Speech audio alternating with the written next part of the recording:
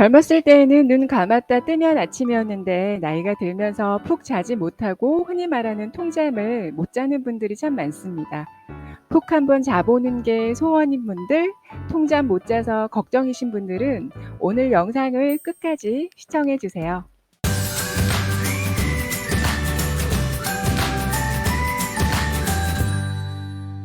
안녕하세요. 스마트 시니어 TV입니다.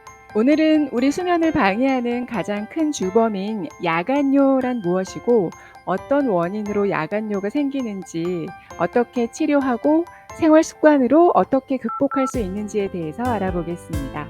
40세 이상 성인 남녀를 조사했더니 36%에서 야간뇨 때문에 자다가 한 번 이상 깬다고 답했다고 합니다.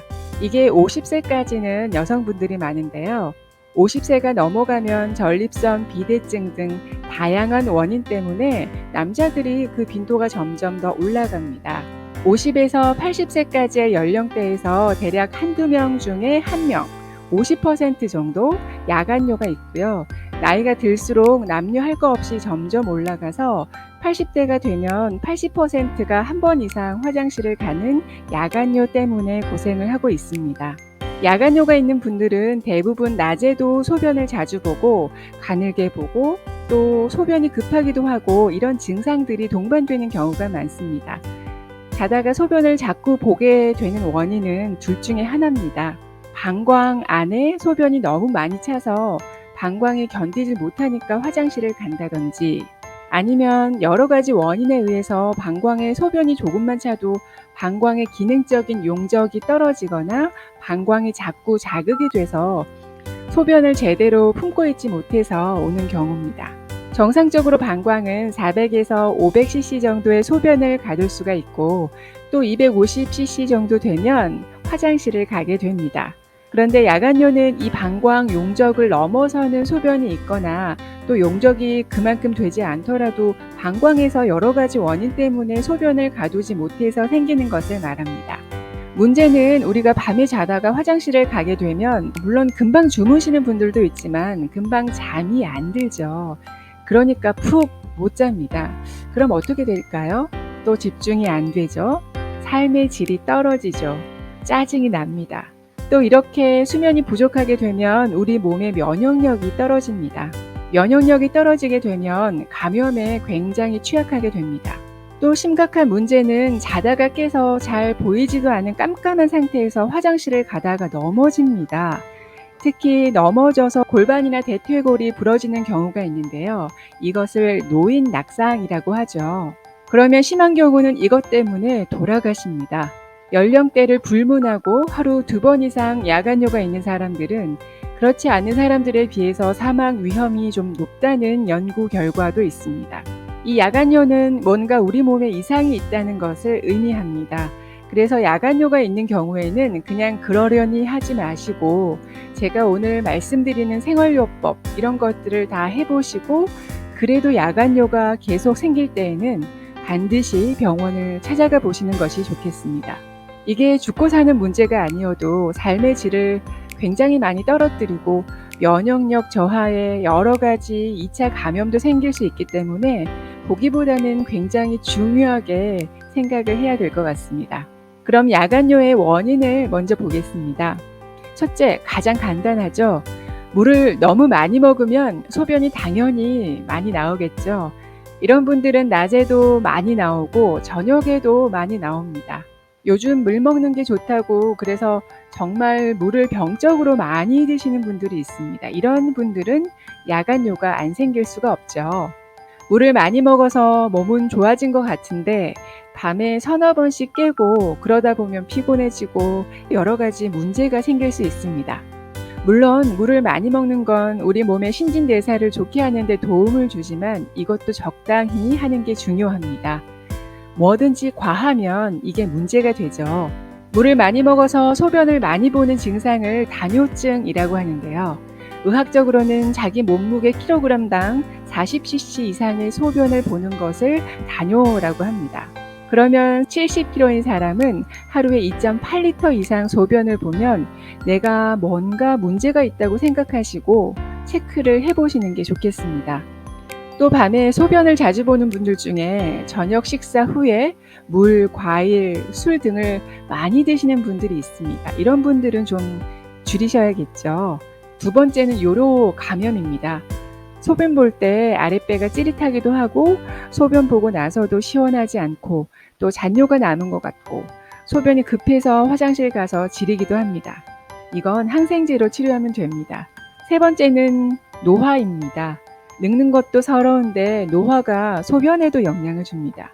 나이가 많아질수록 여러 가지 건강 문제가 생기는데 남자 같은 경우는 전립선 비대증이 있으면 야간에도 소변을 자주 보게 되고 배뇨가 불편하게 되죠. 또 우리 몸에서 소변을 조절하는 항이뇨 호르몬이 뇌하 수체에서 분비되는데 나이 들수록 낮밤이 바뀌어서 분비가 됩니다.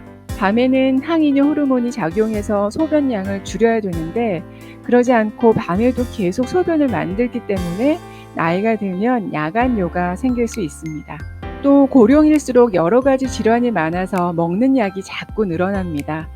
고혈압, 당뇨, 관절염 등 특히 고혈압이나 당뇨병 약 중에 몸의 수분을 밖으로 자꾸 배출시키는 성분이 있는 약들이 있습니다. 만약 고혈압, 당뇨 약을 복용 중이고 야간뇨가 있다면 담당 선생님과 상담해 보시는 게 좋을 것 같습니다. 또 어떤 분들은 소변이 마려워서 잠에서 깨는 게 아니라 잠을 잘 못 자서 습관적으로 화장실을 갑니다. 대부분 이런 야간뇨가 있는 분들을 보면 수면장애, 즉 불면증이 있는 분들이 많다고 하는데요. 수면장애는 하지 불안 증후군, 안면 홍조, 만성 통증, 수면 무호흡증, 우울증이 있어도 생길 수 있습니다. 심장이나 콩팥에 문제가 있는 경우, 또 파킨슨이나 각종 신경질환, 빈혈, 비만, 자궁근종, 임신도 야간뇨의 원인이 된다고 합니다. 또 원인을 살펴봤으니 이제 야간뇨를 개선할 수 있는 방법을 알아봐야겠죠. 생활 습관만 바꿔도 야간뇨를 호전시킬 수 있다고 합니다. 우선 첫 번째, 앞서서 말씀드린 대로 저녁 드시고 이것저것 드시는데 이거 다 안 좋습니다. 옛날에 그런 게 있잖아요. 아침에 먹는 사과는 금이고 저녁에 먹는 사과는 뭐라 그랬습니까? 독이란 얘기죠. 사실은 아무리 좋은 음식도 저녁에 먹는 것은 몸에 무리를 줍니다. 저녁 식사로 국이나 찌개를 자주 드시는데 짜게 드시면 우리 몸에 나트륨이 들어가기 때문에 이 나트륨을 밖으로 배출시키려고 같이 밖으로 내보냅니다. 그래서 소변이 증가된다고 합니다. 국찌개를 적게 드시고 주무실 때까지 가급적이면 물이나 과일, 야채, 술 등 수분 섭취는 줄이시는 게 좋은데요. 특히 카페인이나 알코올은 방광을 자극한다고 합니다. 또 소변 때문에 밤잠 잘 못 주무시는 분들 보면 낮잠을 주무시는 경우가 많습니다. 야간뇨가 있으신 분들은 가급적이면 낮에 몸을 많이 움직이는 활동을 하시면 좋겠습니다. 사람이 습관적으로 기대면 졸립니다. 그러니까 자꾸 활동하시는 게 좋죠. 규칙적인 운동을 해서 밤에 잘 주무시는 게 중요합니다. 또 혈압이나 질병 때문에 약 드시는 분들은 의사 선생님하고 상의해서 다른 약으로 대체하거나 아침 시간대로 약을 복용하시면 야간뇨를 줄일 수 있습니다. 그리고 자기 전에 소변을 한번 보고 자는 게 중요하죠. 그런데 이래도 야간뇨가 지속이 되면 본인의 안전을 위해서 옆에 요강이나 간이 화장실을 두고 이용하시길 추천드립니다. 앞에서 말씀드린 대로 어두운데 화장실 가다가 넘어져서 낙상되면 큰일 난다고 말씀드렸죠. 그 다음은 케겔 운동입니다. 케겔 운동 많이 들어보셨죠? 골반의 근육을 강화시키는 운동인데 여성들 요실금이 있을 때 케겔 운동을 많이 권유하는데요. 야간뇨가 있는 분들도 남녀 할 거 없이 케겔 운동을 하면 좋습니다. 항문을 6초에서 8초 동안 꽉 힘을 주어서 조였다가 풀고 하는 것을 하루 10분 정도, 일주일에 최소 4번, 5번 정도 하게 되면 3, 4주 후부터 천천히 효과가 나타난다고 합니다. 생활 습관을 통해서 야간뇨로부터 우리가 좀 자유로울 수 있는 방법을 알아봤는데요. 야간뇨로 고생하고 계시다면 오늘 말씀드린 내용들을 꼭 기억해 두셨으면 좋겠습니다. 그리고 생활 습관을 바꿨는데도 호전이 없다고 한다면 꼭 전문의와 상담해 보시는 게 좋겠습니다. 스마트 시니어 TV 다음에 더 알찬 소식 가지고 찾아오겠습니다.